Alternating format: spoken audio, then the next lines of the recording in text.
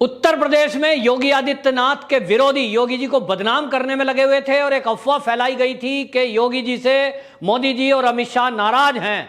लेकिन इन सभी अफवाहों को दरकिनार करते हुए योगी जी दिल्ली पहुंच गए और योगी जी ने अमित शाह और मोदी जी से मुलाकात का प्रोग्राम बनाया है। तय प्रोग्राम के अनुसार दोनों नेताओं के अलावा जो भाजपा के अध्यक्ष हैं, राष्ट्रीय अध्यक्ष जेपी नड्डा, उनसे भी योगी जी की मुलाकात होगी। तो लोग उल्टी सीधी बातें कर रहे हैं और मीडिया में एक दुष्प्रचार किया जा रहा है कि कोरोना को लेकर जो अव्यवस्थाएं रही हैं, जनता उनसे नाराज है। जबकि मैं आपको बताऊं कि मैं खुद उत्तर प्रदेश में हूं और मेरा गांव भी उत्तर प्रदेश में है। योगी सरकार ने जितने अरेंजमेंट इस कोरोना काल में गांव गांव के अंदर किए हैं, इतना अरेंजमेंट किसी भी राज्य में नहीं हुआ है। सबसे ज्यादा तेजी से अगर रिकवरी कहीं हुई कोरोना पेशेंटों की तो वो उत्तर प्रदेश था। सबसे तेजी से अगर वैक्सीनेशन हुआ तो वो प्रदेश उत्तर प्रदेश था।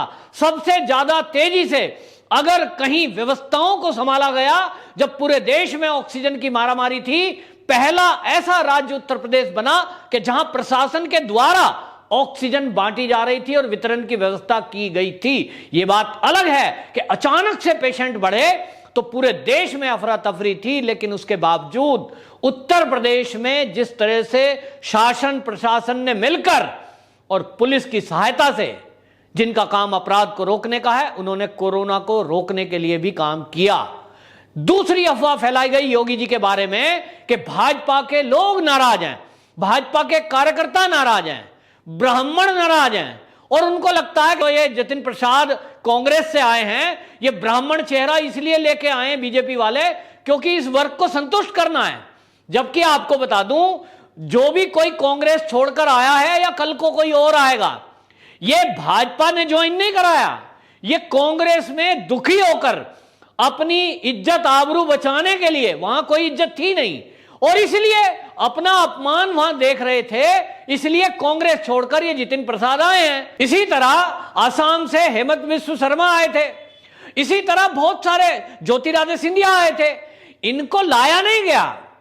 ये कांग्रेस में हो रही उपेक्षा और अपमान के बाद खुद एक ऐसी पार्टी ज्वाइन कर रहे हैं जिसमें कार्यकर्ता का सम्मान है।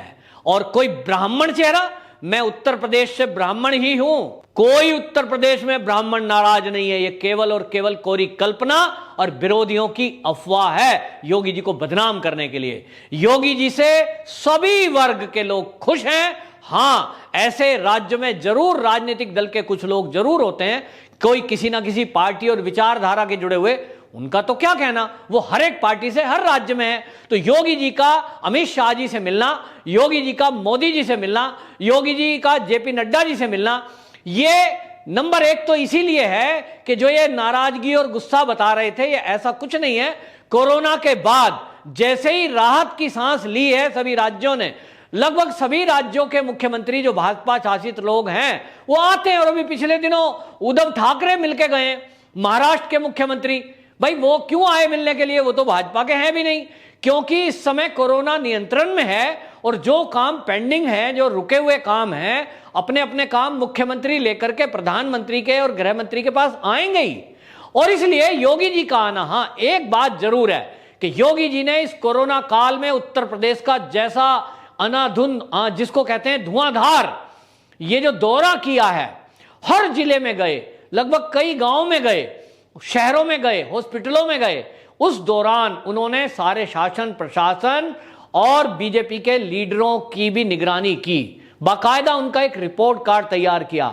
और ऐसा जो हमारे सूत्र हैं वो बता रहे हैं कि इन सब के आधार पर जब 2022 में टिकट का बंटवारा होगा तो ऐसे लोगों को ही आगे किया जाएगा जिनके काम अच्छे हैं, जिनसे संतुष्ट है जनता, जिन्होंने कोरोना के काल में नहीं तो बाकी टाइम में भी काम अच्छा किया है और पार्टी के लिए भी वो अच्छा है और जनता के लिए भी अच्छा है। ऐसे चेहरों को आगे बढ़ाया जाएगा। बहुत सारे लोग ऐसे हैं जो पार्टी में बड़े बड़े पोस्ट पर बैठे हैं, चाहे वो विधायक हों, चाहे वो मंत्री बन गए हों, तो अगर उन्होंने काम नहीं किया तो ये तय समझिए कि अगली बार ये पक्का नहीं है कि आप मंत्री बने। अगली बार यह भी पक्का नहीं है 2022 में कि आपको टिकट भी मिले, क्योंकि योगी जी हैं, कम से कम जो हाई कमान है उनसे पूरी उनकी बात हो चुकी है और कई दौर की वार्ता ये योगी जी की हो चुकी है। आप सोच रहे होंगे हर बार योगी जी आते हैं, अमित शाह जी से मिलते हैं, ये जेपी नड्डा जी से मिलते हैं, कहीं आरएसएस प्रमुख से बात होती है, आखिरकार ये हर बार मीटिंग में हो क्या रहा है? तो आपको बता दूं ये हो यही रहा है कि जितने भी उत्तर प्रदेश में आईपीएस और आईएएस अधिकारी हैं उनकी भी बाकायदा एक रिपोर्ट कार्ड तैयार किया गया है, कौन अधिकारी हमारे लिए ठीक है। और आपको बताएं, ऐसी खबरें आ रही हैं मेरे पास कि कुछ आईपीएस और आईएएस अधिकारी जो सेवानिवृत्त हैं या वो सेवानिवृत्त अभी होना चाहते हैं चुनाव के पहले, उनमें से बहुत सारे लोग भारतीय जनता पार्टी ज्वाइन करना चाहते हैं और वो चाहते हैं कि मोदी जी के नेतृत्व में और योगी जी के नेतृत्व में वो देश की सेवा करें। तो ऐसा माना जा रहा है कि उत्तर प्रदेश में आपको कई चेहरे चौंकाने वाले सामने आते दिखाई देंगे। जहां तक मंत्रिमंडल के विस्तार की बात है, अभी चुनाव में लगभग 6, 7, 8 महीने बचे हैं। इतने टाइम के लिए कोई भी फेरबदल बड़ा नहीं किया जाएगा। बाकी विस्तार से जो चर्चा है वो चुनाव की रणनीति को लेकर है, कुछ संस्थागत मुद्दे हैं, कुछ कार्यकर्ताओं को लेकर है, पार्टी में अंदरूनी फेरबदल वो कुछ जरूरी समझा जा रहा है। कुछ जगह होता है कि जब चुनाव की बयार चलती है, बहुत सारे लोग अपने निजी स्वार्थों की पूर्ति ना होने के कारण इधर उधर उछलकर जाते हैं, तो वो जाएंगे। चुनाव में बहुत सारे लोग ज्वाइन करेंगे, कुछ लोग हो सकता है छोड़कर भी जाएं, लेकिन यह बात तय है कि भारतीय जनता पार्टी को छोड़कर जो भी कोई जाने का विचार बना रहा हो वो अपने राजनीतिक कैरियर को हत्या करने जा रहा है, ऐसा माना जाता है। क्योंकि जतिन प्रसाद ने जैसा कि कहा, जो कि धुरंधर कांग्रेसी रहे, उन्होंने एक वर्ड बोला कि इस देश में यदि कोई एक लोकतांत्रिक पार्टी है, राष्ट्रीय पार्टी है, वो है भारतीय जनता पार्टी, बाकी तो क्षेत्रीय दल हैं, बाकी तो परिवारों की पार्टी हैं। तो यदि कोई व्यक्ति सोच रहा हो कि वो समाजवादी में चला जाएगा तो वहां इज्जत हो जाएगी, टिकट तो मिल जाएगा आपको, ना सरकार बनेगी ना आप जीत पाओगे, क्योंकि संभावना नहीं है, कोई संभावना नहीं है। योगी जी के होते हुए उत्तर प्रदेश में कोई एक ऐसा व्यक्ति नहीं है जो योगी जी का मुकाबला कर सके और उत्तर प्रदेश में सरकार बनाने की सोच भी सके। और कांग्रेस का हाल आप देख ही रहे हैं। जिस प्रियंका गांधी ने उत्तर प्रदेश में अकेले दम पर चुनाव लड़ने की घोषणा कर दी थी, उनको लग रहा था कि कांग्रेस अपने दल पर लड़ेगी, उसके बाद क्या करेंगे, मिलकर के सरकार बना लेंगे। ऐसे ही तो धोखा करते हैं। महाराष्ट्र में यही हुआ, 3 दल अलग अलग लड़े, एक दूसरे को खूब गाली दी, बाद में भाजपा को रोकने के लिए एक हो जाएंगे। तो यह कांग्रेस की एक चाल है। बाकी सभी वर्ग योगी जी के काम से खुश है, बहुत खुश है।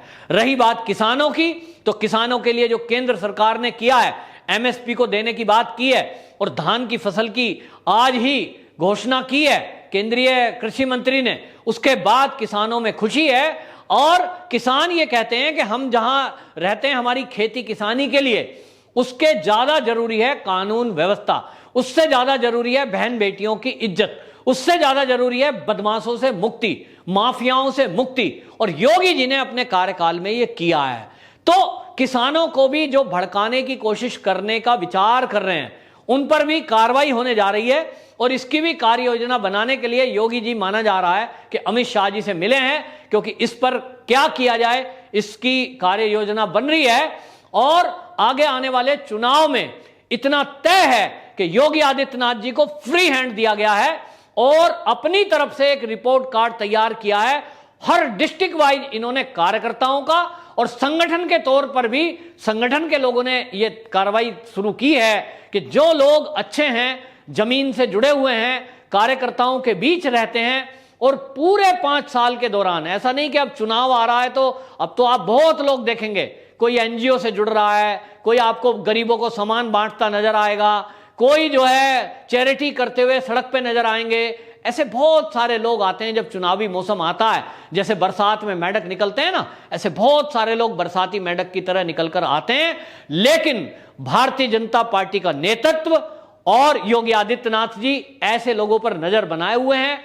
आजकल तो सोशल मीडिया का जमाना है कि सोशल मीडिया नहीं, जमीनी स्तर पर कौन कौन लोग एक्टिव है, कौन सीट को निकाल सकता है, अच्छी वोटों से जिता सकता है, जिताऊ लोगों को ही टिकट दिया जाएगा। जिनकी बड़ी बड़ी सोर्स हैं, जिनके पीछे बड़े बड़े नाम हैं, वो बड़े बड़े बिरादरी के लंबरदार कहलाते हैं, ऐसे लोगों को इस बार टिकट नहीं मिलने वाला है। जो लोग इस उम्मीद में बैठे हैं कि किसी मंत्री से सोर्स लगवा देंगे, हमारा तो केंद्रीय मंत्री जान पहचान का है, वहां से हमें टिकट मिल जाएगा, ये सब होने वाला नहीं है। क्योंकि मेरे पास जो खबरें हैं वो ये हैं कि भारतीय जनता पार्टी का शीर्ष नेतृत्व, उनसे बाकायदा ये परमिशन योगी जी ने ली है कि उत्तर प्रदेश को चलाना है।